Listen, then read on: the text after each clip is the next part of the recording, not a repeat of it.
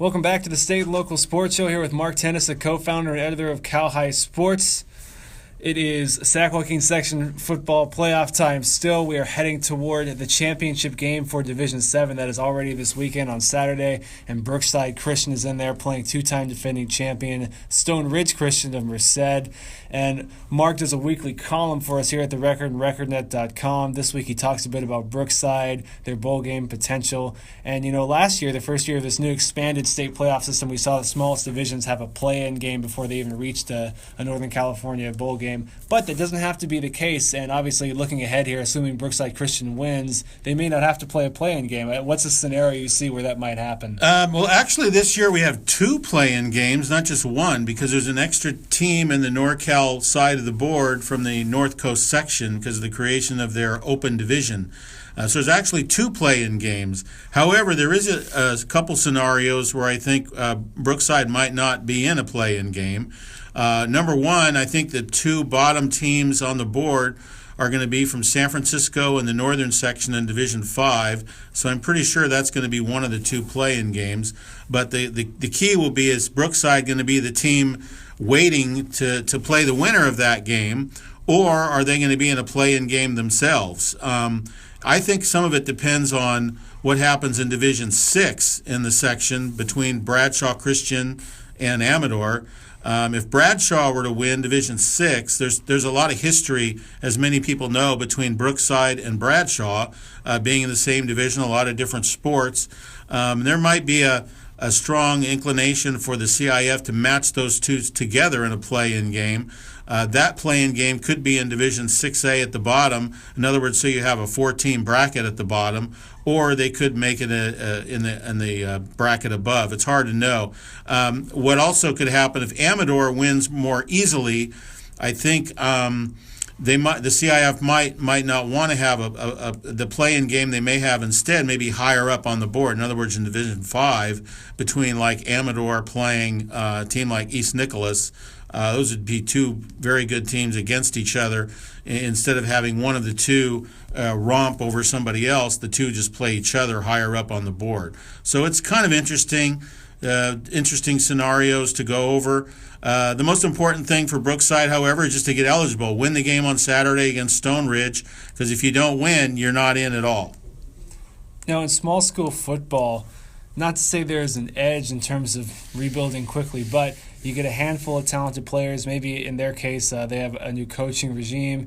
You don't have to worry about some of even just the linemen you do in other divisions. It seems like it's in a sport where it's really difficult to rebuild quickly and become a contender in those small schools. They're able to. Certainly Brookside Christian going from a losing season to maybe, hey, they could be playing for a state championship game in December. What are your thoughts just on that transition and just what it takes to have sustained success? Because I know we were talking about, once you win one, then, you're going to have to move up eventually. Yeah. No, I think small schools do have an edge. They're in a smaller school division. It is a lot easier for them to rebuild or bounce back or get a new coach and start getting a couple of players come over. That is all true.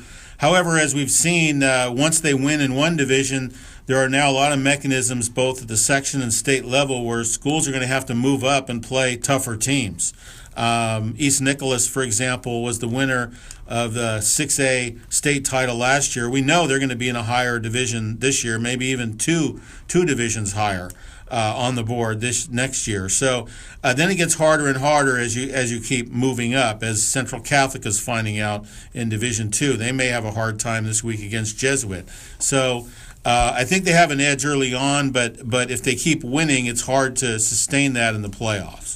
Football is a sport where you really cherish your time to recover. However, Brookside, if they were to win on Saturday and then play without a playing game to go straight to a NorCal bowl game, that would be a 3-week layover. You pointed out that's not the longest one they've had. Back when Lateef Grimm was coach, they had an even longer one. Yeah, when in 2010 they were undefeated when they won their last game, and then they were selected to play in the small schools game.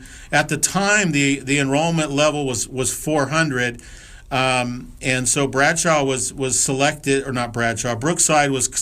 for that game, and they lost to Bishops of La Jolla But they had to wait a month, nearly a month, to play in their state game. And a lot of the northern section teams had to wait that long as well for some of those early small school games. The very next season, I believe, the CIF increased the enrollment cutoff for small schools from 400 to 500, and that was very important because Central Catholic then fell into the small schools bracket, and once that happened, they started dominating that division. St. Mary's football hosting a Division I quarterfinal against Pittman this week. They're a heavy favorite there, but looking again, you guys do a NorCal and Southern California bowl board every week, kind of projecting, hey, which team could be where and kind of providing the rationale. As you've done before, right now that North Coast, that new Open Division winner would probably or almost certainly be that Open Division representative. Are you still feeling that way here? Would a section champion St. Mary's probably be in that Division I AA? Yeah, if St. Mary's were to win the Division I section championship, and even if they were to beat Folsom in that game, there's really no way I think they're going to be in the open division for the state game against the South team, and that's because the North Coast section open division includes the giant shadow of De La Salle, and De La Salle still has not lost to a team north of Fresno in 25 years. And it's just not going to happen. I mean, if De La Salle gets beat by Clayton Valley, and then Clayton Valley were to go on and win the North Coast title, they're going to go to the open game. If Freedom of Oakley, which is undefeated, if they were to beat De La Salle in the NCS final, they would go to the open division final. If Pittsburgh avenges their only loss to Freedom and then beats De La Salle, they're going to go to the open division. So don't look at the computer rankings for this division. It's just not going to happen. The winner of the North Coast section open division I almost guarantee is going to go to the state game. And then the winner of the Sac Joaquin Division I is most likely going to go to play the runner-up from the NCS Open Division. Now, keep in mind that runner-up could be De La Salle. So then you might play a game against De La Salle instead of playing it. So it's actually maybe a better thing if you're a St. Mary's or a Folsom fan. And then the other thing to keep in mind with Folsom, if they were to win and Sacramento were to win in Division II, then Sacramento might even be higher on the board than Folsom because of the head-to-head. So there's a lot of possibilities to look at there. But the main thing to keep in mind is that St. Mary's, if they went out, would almost guaranteed be in the D1AA NorCal game. A lot of coaches, including St. Mary's coach Tony Franks, I mean, deep down they remember the days when league titles mattered more than anything. It took a while for section titles to take shape, and I appreciate that. But I wonder if St. Mary's ended up against De La Salle or in a comparable game to that. I mean, that could be you start to talk about biggest games in the history of Stockton in this area. That would be up there. That'd be up there. Well, if they got into that game, that'd be because De La Salle had lost. They'd be coming off a loss. And that loss actually will be good for everybody because then the shadow of them not having this ridiculous long winning streak against Northern California, all that would be over with. Is it 270 it's something? It's 279. It's unbeaten. There's a couple of ties in there, and it doesn't include Fresno, but all that's out of the way once they lose. That shadow is diminished. It's gone a lot. So then next year, when the same scenarios start happening again, it's a different landscape. It's a different situation. You don't have those historical facts getting in the way. It really will just be about that season. I wrote a column talking about the beginning of high school basketball season, regular season starting next week, looking at 4 dynamic duos in the area. I talked about Titus Verhoeven and Dwight Young from Antigua Boys, Michael Hayes and Ephraim Estelle from West Boys. On the girls' side, for St. Mary's, Najee Murray and Akira DaCosta, Leanna Tobin and Zaria Hendricks from Lincoln. When you look at basketball coming up, and not necessarily in our area, but just across the Sac Joaquin section, what are the storylines going to be for this season? Well, we just did on CalHighSports.com today preseason state rankings in boys basketball down to the top 35. The top team from the section that we had in those rankings was Capital Christian. Capital Christian is a real young team. They're probably still a year away from being really good, like top 10 in the state. The other team in the section, of course, is the team with the best player, and that's Wood Creek of Roseville with Jordan Brown, who as a freshman was the state freshman of the year. He was the state sophomore of the year last year. There's another couple transfers in the state, at least one at Sierra Canyon, who are higher ranked than him for juniors. But make no mistake about it, he is an elite player. And if Wood Creek is able to get some good pieces around him, complementary pieces working, then that could be the top team. Around here, it looks like kind of a wide open situation. A lot of different teams could emerge, and we'll just see how it works out. But it looks like basically, Jordan Brown's a junior too, so the Sac Joaquin section is going to be much better probably next year than this year. When I look at the boys basketball teams around here, you have two small school teams that might just be the deepest, might be the best at season's end, despite those good dynamic duos of the bigger schools. You got Elliott Christian with a bunch of kids who can shoot the lights out. They play AAU ball together. They really know each other very well. Their coach Jason Hitt knows his players very well. They're led by a senior Jimmy Belts, who's kind of climbing up the state career charts for three-pointers made. Brookside Christian, section champion 2 years ago. They were a section runner-up last year because of a miraculous win by Mariposa. They got Trey Simmons. He's a senior, an excellent offensive player. They're going to be good again. And so, I mean, those matchups, everyone thinks about the St. Mary's, Lincoln, or even Manteca Sierra. When they play each other, it might be as fun as it gets for regular season boys basketball around here this year. Now, speaking of girls basketball, you have to go a few years back for this, but the Stockton Athletic Hall of Fame induction was last night, Wednesday night, at the Stockton Memorial Civic Auditorium. I did a story that came out on Monday about the 2009-2010 St. Mary's girls team.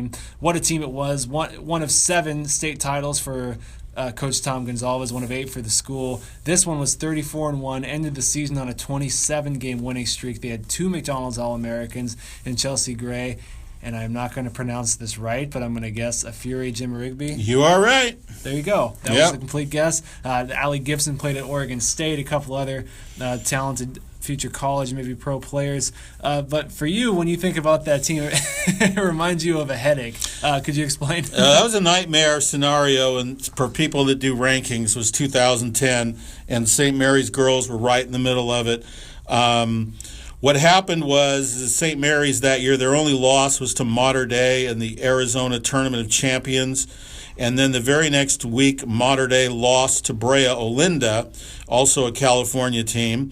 And then St. Mary's won a tournament. So the very next week, what do you do in the rankings? You literally have a 3-way tie where one team beat the other team. However, in rankings, you don't have ties. We never have ties. We don't have a 3-way tie at the top. So at the time, we put St. Mary's number 1. I believe we had Brea number 2 and Mater Dei number 3. However, all during the season, leading up to the state finals, we could tell that that Mater Dei and Brea were possibly going to be able to play again, and that Mater Dei may be able to avenge their only loss. And if Mater Dei avenged their loss and then won their state title, and St. Mary's went all the way and won their state title, and remember there's no open division in those days. This couldn't happen now, but in those days it did. St. Mary's was in Division 3. We said at the time all year, if Mater Dei does this and does that, and them and St. Mary's end up as the top 2 teams at the end. The head-to-head then comes into play. Mater Dei becomes number 1. St. Mary's has to be number 2. And that's a nightmare scenario. The only thing I'd probably do differently is I probably would have switched it the week that Mater Dei avenged their loss instead of waiting till the final rankings to do it. But regardless, St. Mary's was ranked number 1, I believe, in the nation by Max Preps. They just decided to leave it the way it was. I'm glad they did because it was a great team. They deserve to be number 1 in the state, number 1 in the nation. So does Mater Dei at the same time. So it was a very tough situation, and I'm glad it's not going to happen again.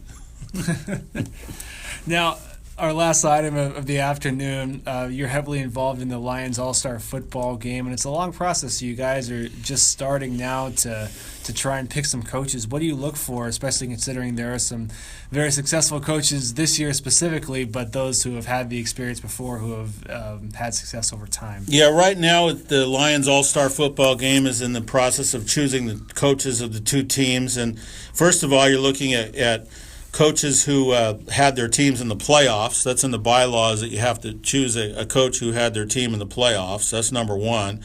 And number 2, you're also kind of trying to look at coaches who've never had the pleasure or honor of coaching in the game before. So you're looking for first-time type of people that maybe haven't done it before. A lot of times you could pick the same coaches over and over and over again, and some of them can't do it, and some of them have a hard time coaching in the summer as well. So there are other factors that get involved, but it's a process, and you start off with having your first priority, second priority, and Coach Wayne Schneider will get on the phone with the coaches and see if he can get commitments from them, and then move to the second and third choice on the board on the list, and we'll kind of go from there, and eventually we'll get some good coaches and lead into a, hopefully it's been a very good game the last few years. All right, CallHighSports.com, your Gold Club membership, state record books, insider content. They've had Sac Joaquin section football rankings this year. It's been an excellent read every week. That's less than $20 a year, less than $2 a month. And thanks for joining us, Mark. Thank you, Thomas.